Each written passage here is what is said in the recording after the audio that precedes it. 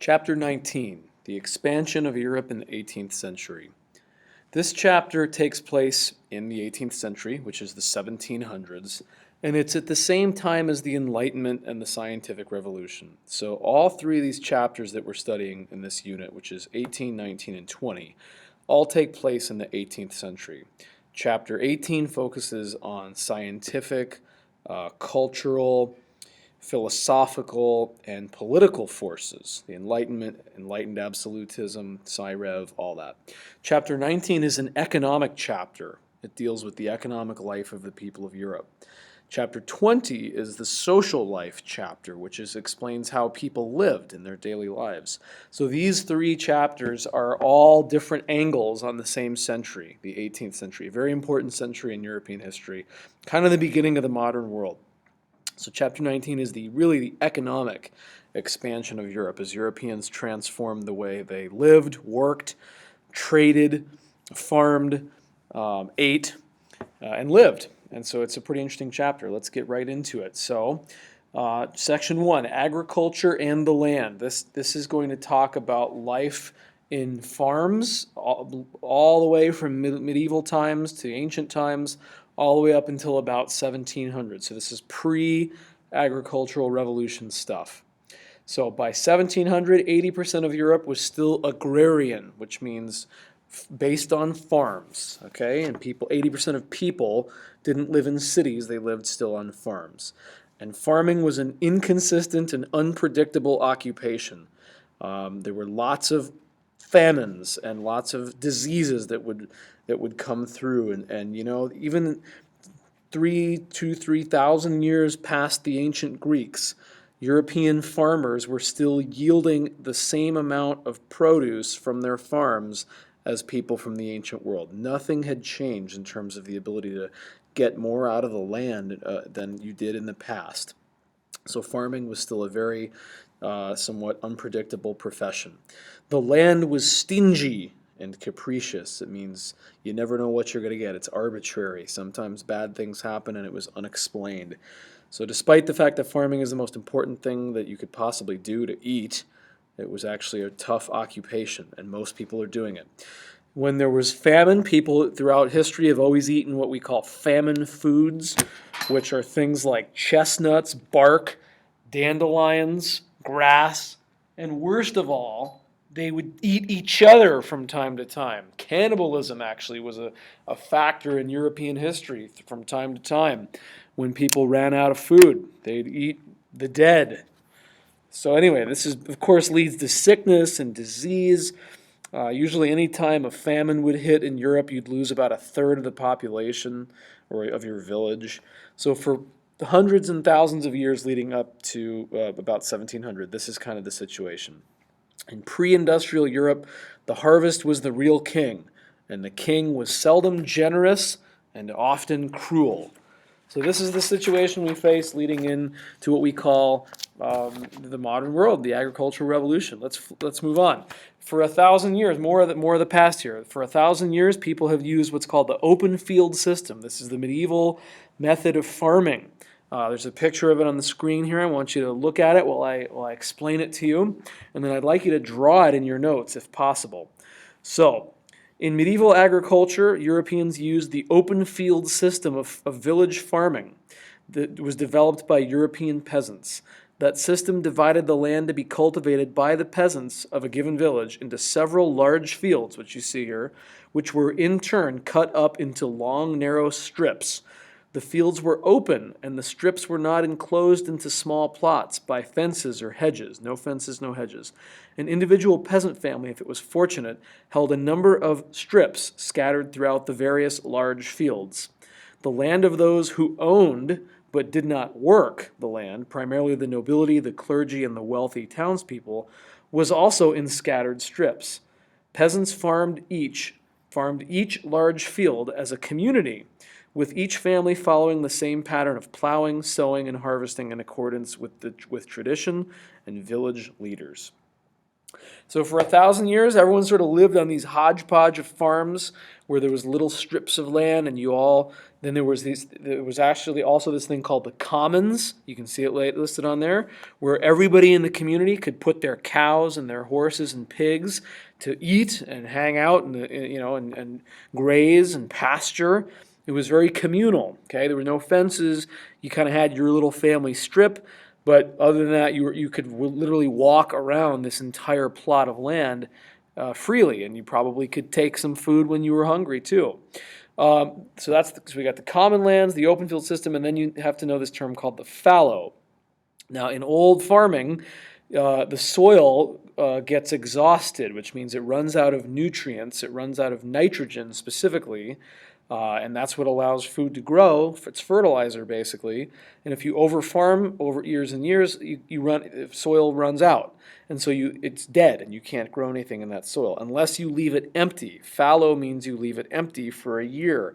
Every third or fourth year, you're going to leave that field empty, put your cattle on it, so they walk around and fertilize it again with their droppings, and now you can farm again in the future. But the problem with that is that it's not providing enough food. The soil gets exhausted, as I said, if you don't use the fallow, and the fact that you're leaving a portion of your land empty every year means you're not maximizing what you could do. Here's another picture of the open field system. You can see the different alternating rows and little strips. They weren't very big.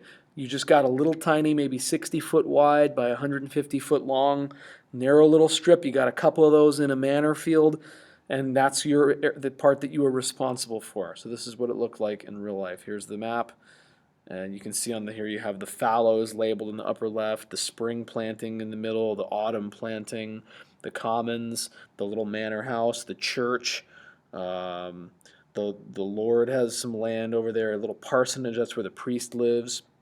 So this is a little village, typical medieval village. Everyone's rural and agricultural, and here's the field system. All right, so this is pretty poor, and so there's some pictures of common lands, happy little pigs rolling around the commons. So you can sense it's a very communal activity. It's not tightly regulated. And here are the people working the land. It's a famous painting by Millet called The Gleaners. And this is depicting people from later centuries, but the same process had happened where once the harvest is gathered, anything that was left over, the peasants, the really poor peasants, were free to just kind of walk around and pick up the scraps.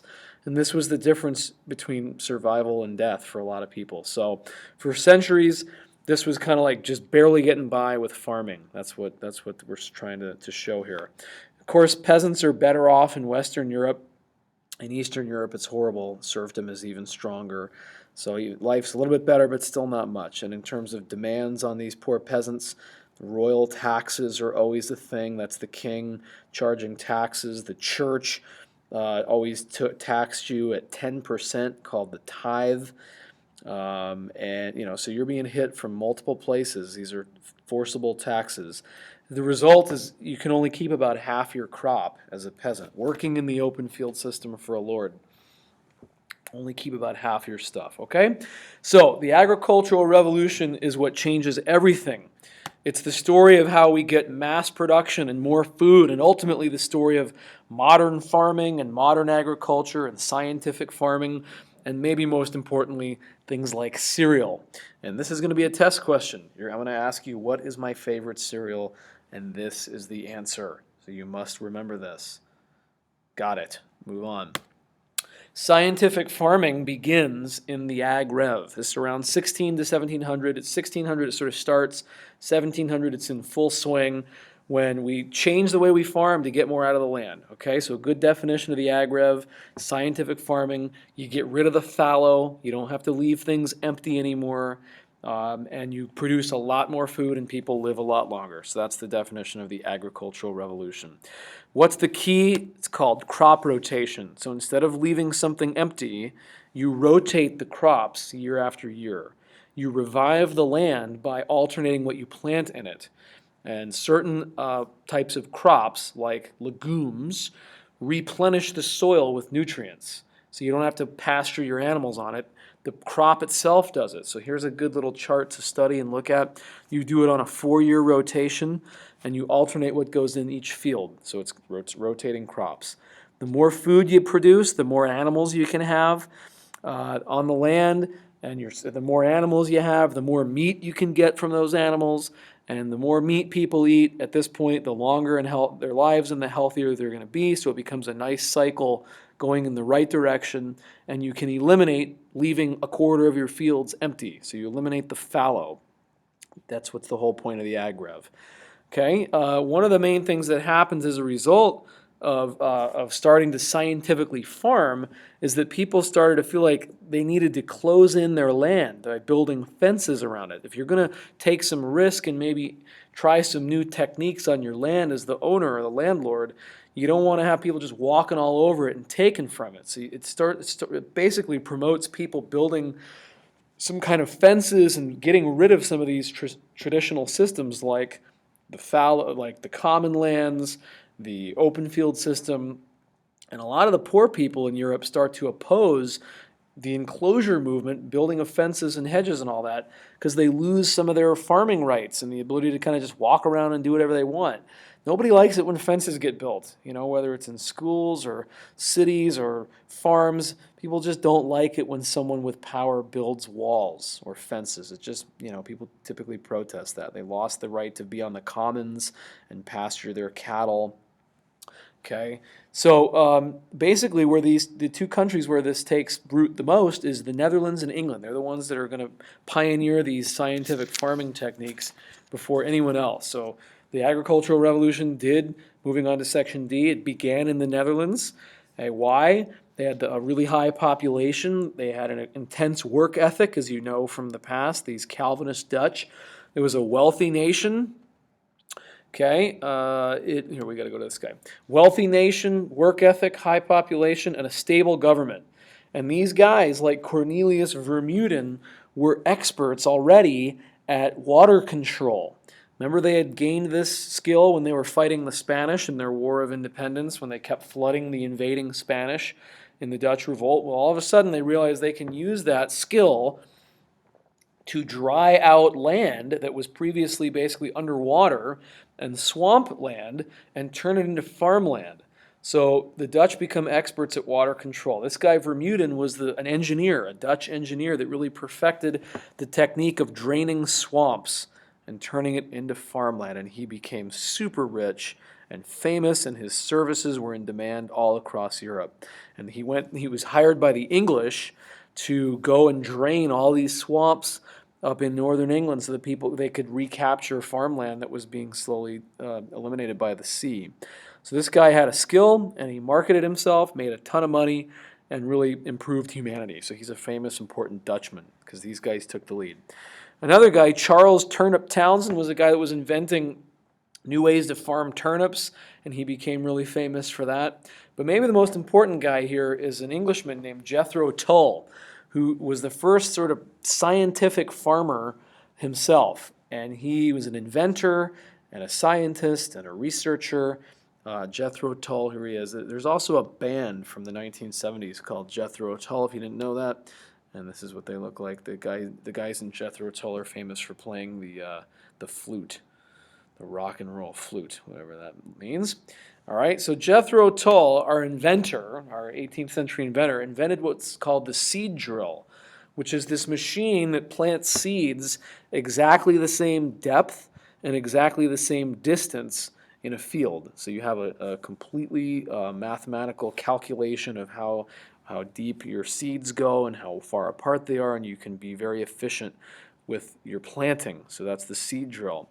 He also was a guy that messed around with breeding of cattle, and he tried to produce the biggest cattle in Europe by breeding big cows with big cows.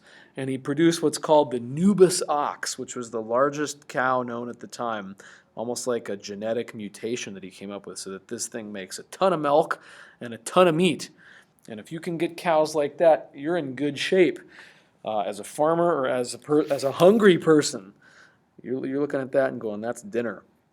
All right, so by 1870, kind of the end of the agricultural revolution, Europeans have 300% more food than they did in around 1600. So the agricultural revolution is big. It worked. It allowed people to farm their land more effectively and efficiently and grow a lot more out of it. Okay.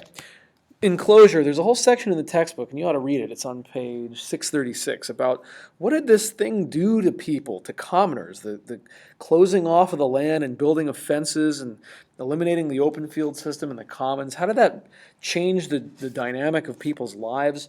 And most historians argue about it, of course, but they say that it really hurt the lower classes, the people that were peasants. They lost what little land they had. They lost the ability to pasture their animals on the commons. They became like landless. They had to move to cities.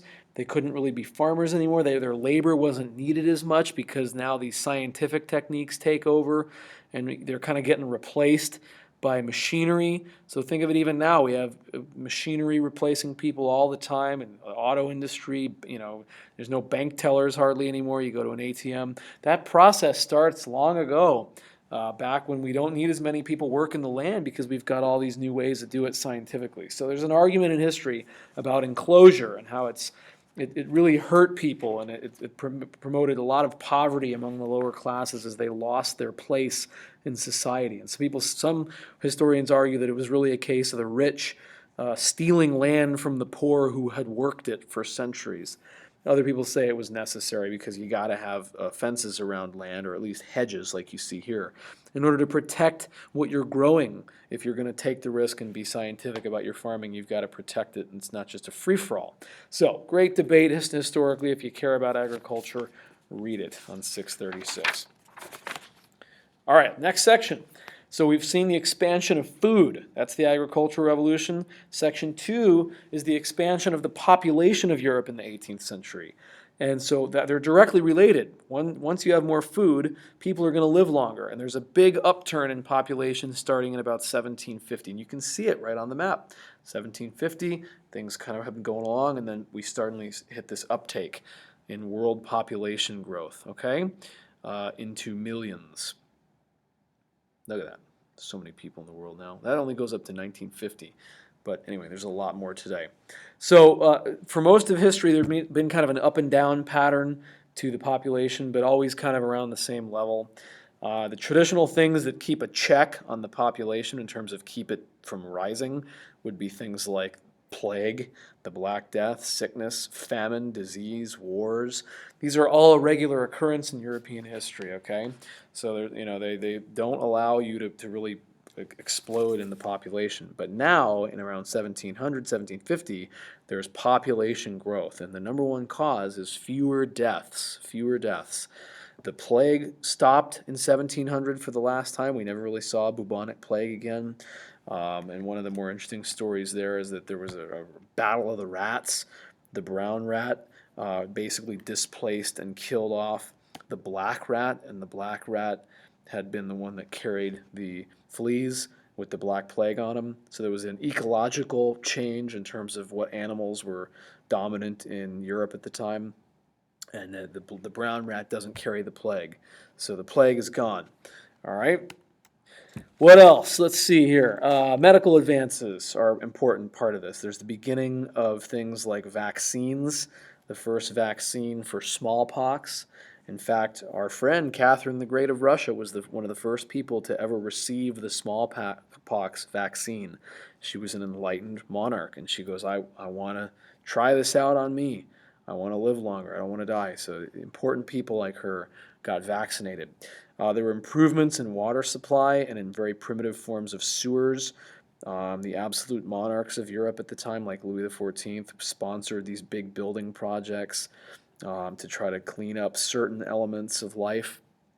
Okay, swamps are drained, as we talked about already, with Vermeulen and the Dutch. And so when you get rid of swamps, you can get rid of mosquitoes. And of course, mosquitoes have a lot of diseases that they carry, like malaria, among other things. So there's general improvement in health conditions for the people of Europe. Canals and roads are built.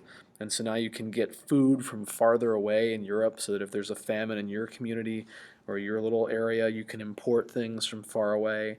Again, that's all kind of the work of these absolute monarchs now, or in England is the case of the Parliament. So there's improvements across the board. There's fewer wars. The 30 Years' War ended in 1648. That was the last massive war in Europe for about 150 years. So there's a good period where people aren't getting slaughtered in warfare. And then it concludes with a little section like, well, even though there's a lot of population growth, did people's lives actually get any better at that time? And the answer is no. There were more people, but they weren't really, the quality of their life still wasn't very good. We haven't hit the Industrial Revolution yet. There's still not enough work. There's still not enough jobs. There's more food. People aren't dying so much of starvation, but overall, the life of Europeans hadn't really transformed that much.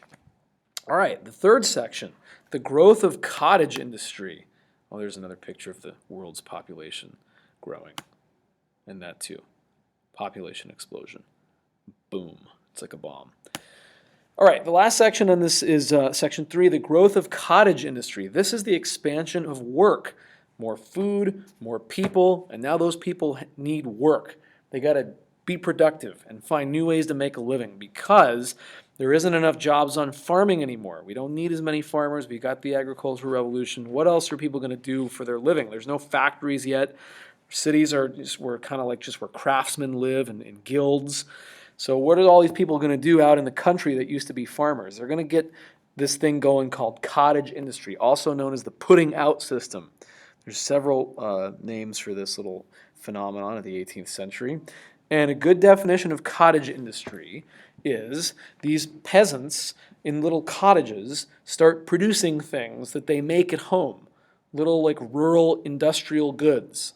A lot of textiles, a lot of handcrafts, a lot of little items. This is like stuff, if you ever go to like a street fair, like the 4th Avenue Street Fair, and you see people with little booths, and they've made little things, and they got a little table set up, and they make it in the back of their RV or something, and they travel the country selling their stuff at little festivals. That's cottage industry. When you make something at home and sell it on a small scale, you're a cottage worker, okay? Working from home. What caused people to need and be able to produce goods at home? Well, first of all, there's extra population now. That's the number one factor. There's more people living, and they need more income. Families need more income to provide for their increasing numbers of family members. And also, there's a decline in the need for farmers. So people are kind of sitting around with little to do. The guild system also is declining in Europe at this point. That's a very medieval thing. And now we're in 1700 or so. And the guild system of the cities is really kind of falling apart. And people out in the countryside start to be able to make things that previously had only been able to be made in cities. So what are the arrangements in the putting out system or in cottage industry? There's a merchant capitalist and a rural worker. The merchant capitalist is the rich person.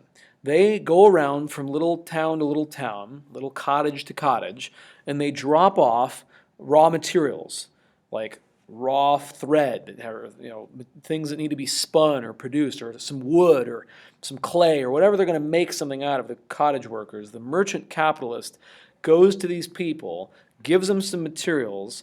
The rural worker in his little cottage makes something out of it, and then the capitalist comes back a week or a month later, picks up the finished goods, and pays the people that made it, and drops off some more stuff, comes back around, picks it up again, and it's this little arrangement. Now the merchant capitalist is like a middleman, because then they take the finished good and they go into the cities and they sell this stuff in cities, and they're like the broker of the whole arrangement. So they don't really make it, they're just the trader. They don't really make it themselves, they just finance it, transport it, make the money off it. It's kind of ingenious. And the rural worker doesn't ever have to leave his little cottage. It's like a little elf, These cottage workers are like Santa's little elves making stuff, seasonally. Okay, so that's the arrangement here. Here's people at home spinning yarn and spinning cloth, and they're going to make shirts out of it or something. So what is the advantages of this system? Well, underemployed labor was abundant. Lots of extra workers sitting around doing nothing. People are willing to work for low wages in cottage industry. You don't make a ton of money, but you make just enough to survive. Production in rural areas was unregulated because there's no guilds out there. So you can kind of experiment, and not all your stuff has to be exactly the same or of the same quality. And when you don't have such high standards, you can produce a lot more out of it. So it's sort of like the earliest form of a factory, mass-produced stuff. Not always all the same quality, but no one doesn't really care as much. And in the cottages, they were capable of producing a pretty wide variety of goods, actually. There was an incredible amount of different things that people could actually make. I'll read you the list of what they could do here.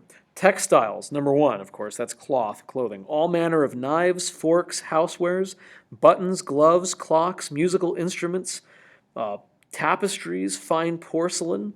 Okay, if you were a good little cottage worker, you could make just about anything in your house if you had the right stuff. Really succeeded in England. By the time we hit about 1700, half the textiles are made in cottage industry in the country. Half of the fabrics and materials for that come out of this system. In France, this is the way to help the poor. Because they haven't instituted a whole lot of enlightenment reforms, as we learned about last chapter, this is the only thing going to kind of help prevent rebellion on the mass scale so far. There will be rebellion, but not yet. This is kind of keeping people afloat for a while. So the textile industry is what employs most people in cottage industry. It's a family affair, as you see here. You got the mom, the dad, the kids, the grandparents. The man of the house is like the main weaver. The children clean the cloth. The grandmother spins it on her little spinning wheel. The mother prepares all the materials. So textile work in cottage industry was very much centered on the family. Everybody from old to young had a part to play. There's the father working on the loom, and the mother's in the middle, the grandmother's on the left, and there's a little happy little dog at the bottom. So it's a whole little picturesque family working together. When was the last time you worked on a project with your whole family to do anything, right? Think about it. It's probably not recently, maybe some yard work or something, but this is like for your living. You work as a family. All right, so eventually these are some technology items that help in cottage industry. This thing called the flying shuttle, you throw it back and forth and it helps spin thread into fabric, into material more easily. I don't understand how it works exactly. Then the spinning mule comes up. We got the spinning jenny. Don't forget about this. You pump it with your foot and it spins cloth for you. Then you have this thing called the spinning mule. You can see that it becomes more and more technologically advanced as you go through. This is hand operated. This is foot operated. This appears to be maybe a couple people working this thing. So if your little cottage could get a hold of like a spinning wheel, a spinning jenny, you could do a lot more now. So this is all building towards factories. This whole cottage industry system is going to turn into the factory system when down the road, about 50 years, people are going to realize, hey, if I just bring the peasants and the cottage workers to me as a factory owner, if I can get a big building and get these people out of their homes and get them into one big building, we can do this a lot cheaper. I don't have to go get the goods and pick it up from them. So this is all, it's called proto-industrialization. It's another word for cottage industry. This is the primitive form of life in factories, okay? Spinsters are old women, like this lady here, old women who spin cloth for a living, and they typically are either widows or they're unmarried and they go work with a family. So older women, the whole village is involved in this system of cottage industry. All right. So what are relations like between these workers and the cottage workers and their employers, their merchant capitalist employers? Lots of conflicts over the quality of the goods, over wages and deadlines and weights, amounts. You can imagine this is kind of an unregulated system. The people are doing the work at home. They don't have to go to a report to work anywhere. So the guys would come back to pick up the products every week or two, and they'd get into disputes. They'd get mad that things aren't done on time. This thing depended on work ethic kind of being pretty strong and a lot of personal responsibility. And some people, shocker, don't have that, and they're undisciplined, and they're often lazy. There's no boss to check on them. So again, can you see how this is all going to point to this whole shift toward the factory model where they can keep an eye on the workers more closely and get them in and work them longer hours and pay them a lot less? The only interesting thing about all this is that these guys would take Monday off, these cottage workers, a day of drunken relaxation called Holy Monday, that the little merchant capitalists didn't really approve of. But these guys, they just take a couple days off a week.